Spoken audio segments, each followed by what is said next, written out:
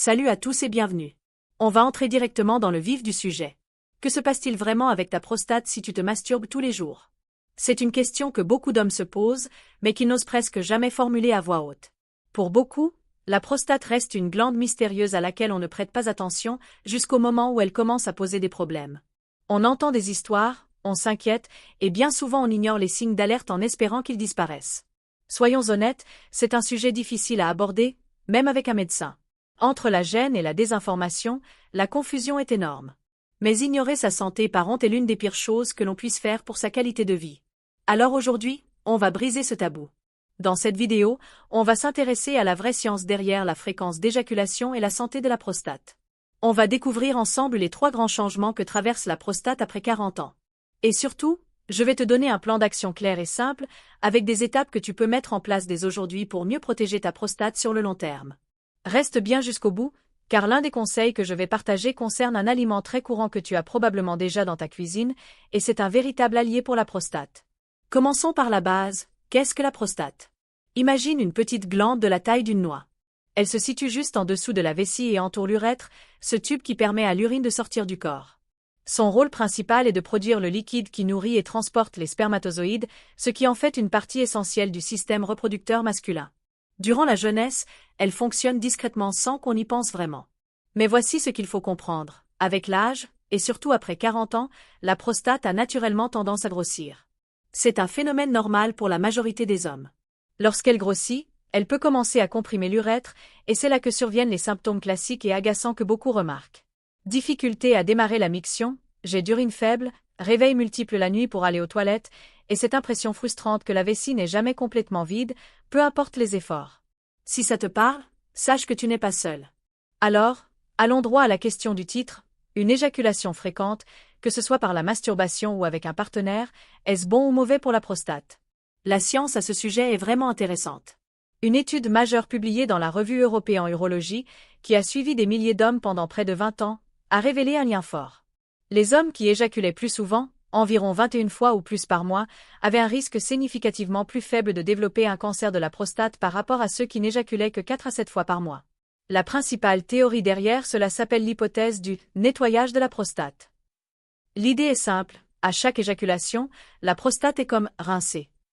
Ce processus permet d'éliminer les cellules anciennes et certaines substances potentiellement nocives ou cancérigènes qui pourraient s'accumuler, provoquer de l'inflammation ou conduire à la formation de cellules anormales.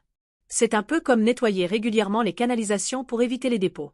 Mais attention, et c'est un point essentiel, l'éjaculation fréquente n'est pas une solution miracle. Ce n'est qu'une pièce d'un puzzle beaucoup plus large. Tu ne peux pas manger n'importe comment, éviter toute activité physique et ignorer les visites médicales en pensant que la masturbation seule te protégera. C'est un facteur positif, mais qui doit s'inscrire dans un mode de vie globalement sain. Alors, au-delà de l'éjaculation, que se passe-t-il concrètement dans ton corps? Voici les 3 grands changements que connaît la prostate après 40 ans. Le premier, c'est l'élargissement et la rétention de fluide.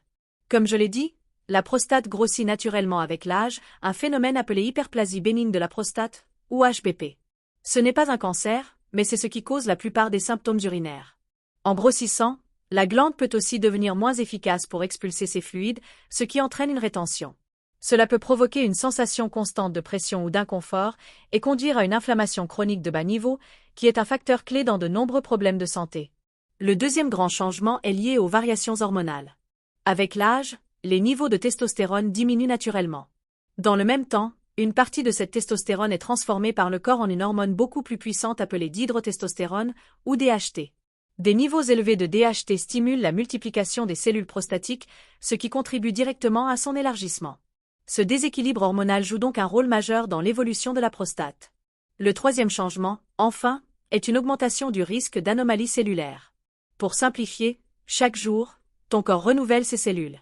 Sur des décennies, après des milliards de divisions cellulaires, les chances qu'une erreur se produise augmentent, ce qui peut entraîner la croissance de cellules anormales.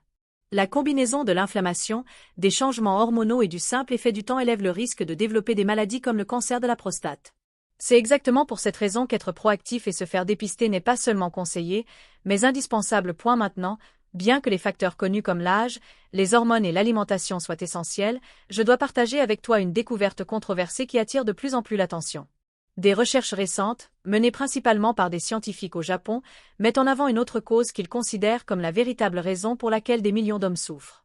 Ils appellent cela « blocage caché de la prostate », une sorte de boule dure formée par l'accumulation de cellules et de toxines qui ralentirait la circulation et exercerait une pression sur la vessie et l'urètre. Ces chercheurs ont mis au point une méthode simple à base d'un puissant judo de source, dont ils affirment qu'il peut dissoudre ce blocage en quelques jours, permettant aux hommes de retrouver un jet d'urine puissant et de réduire rapidement la taille de leur prostate. C'est une approche unique, centrée sur une solution précise, et tu as le droit d'en être informé. J'ai mis le lien vers une vidéo gratuite qui explique en détail cette découverte. Il te suffit d'ouvrir l'appareil photo de ton téléphone et de pointer vers le QR code qui apparaît à l'écran. Tu seras redirigé directement vers la vidéo. J'ai également épinglé le lien tout en haut de la section des commentaires. Va la voir dès maintenant, puis reviens ici car on va plonger ensemble dans les 4 piliers fondamentaux du mode de vie que tu dois absolument intégrer à ta routine quotidienne. Alors, maintenant que tu comprends ce qui se passe, parlons de ce que tu peux faire concrètement. Voici ton plan d'action en 4 piliers pour une prostate en bonne santé. Pilier numéro 1, les bilans médicaux annuels. C'est non négociable. À partir de 40 ans, ou dès l'âge recommandé par ton médecin selon tes antécédents familiaux, tu dois consulter un urologue chaque année. Cela inclut 2 examens clés, le test sanguin PSA, qui mesure une protéine spécifique dans ton sang, et le toucher rectal. Je sais, c'est celui que tout le monde redoute, mais soyons clairs, c'est une procédure de 15 secondes qui peut littéralement te sauver la vie. Cela ne remet pas en cause ta masculinité. Ce qui compte, c'est ta santé. La détection précoce reste le facteur le plus déterminant dans la réussite des traitements contre le cancer de la prostate. Pilier numéro 2, une alimentation anti-inflammatoire. Tu dois donner à ton corps le bon carburant. Cela signifie réduire ou éviter les aliments qui favorisent l'inflammation comme la viande rouge, les produits transformés, les fritures et l'excès de sucre. À la place, privilégie les légumes, les fruits et les bonnes graisses que l'on retrouve dans l'avocat, les noix ou l'huile d'olive. Et voici l'arme secrète que je t'avais promise, la tomate. Les tomates sont riches en un antioxydant appelé lycopène, dont de nombreuses études ont démontré les effets protecteurs incroyables sur la prostate. Petite astuce, le lycopène est mieux absorbé quand la tomate est cuite.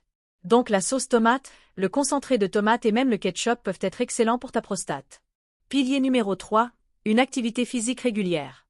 Pas besoin de devenir marathonien, mais tu dois bouger de manière constante. L'objectif, au moins 30 minutes d'activité modérée, comme la marche rapide, la plupart des jours de la semaine. Les exercices de renforcement musculaire sont aussi excellents pour réguler les hormones. Et il y a un exercice spécifique que tu devrais connaître, les exercices de Kegel. Ils renforcent les muscles du plancher pelvien, ce qui soutient la vessie et la prostate et améliore le contrôle urinaire. Ils sont simples, discrets et tu peux les faire n'importe où. Pilier numéro 4, l'hydratation. C'est évident, mais crucial. Boire suffisamment d'eau tout au long de la journée permet de diluer l'urine, de maintenir un bon fonctionnement du système urinaire et d'éliminer les toxines. Vise environ 2 à 3 litres par jour. C'est une petite habitude, mais avec un impact énorme. En résumé, prendre soin de ta prostate n'est pas quelque chose que tu peux remettre à plus tard. C'est une étape essentielle pour préserver ta santé d'homme et t'assurer une bonne qualité de vie pendant des décennies. Rompre le silence et s'informer est la première étape la plus puissante. Ta santé est ta responsabilité, et passer à l'action est ce que tu peux faire de plus important. Si cette vidéo t'a aidé, fais-moi un petit plaisir. Clique sur le bouton j'aime et partage-la avec un ami ou un membre de ta famille qui a besoin d'entendre ce message. Et n'oublie pas de t'abonner pour plus de conseils santé clairs et directs comme celui-ci. Et pour le commentaire d'aujourd'hui, je veux entendre ton avis. Quelle est l'habitude saine que tu vas commencer dès cette semaine pour protéger ta prostate? On se retrouve dans les commentaires pour se soutenir les uns les autres. Merci d'avoir regardé, et on se voit dans la prochaine vidéo.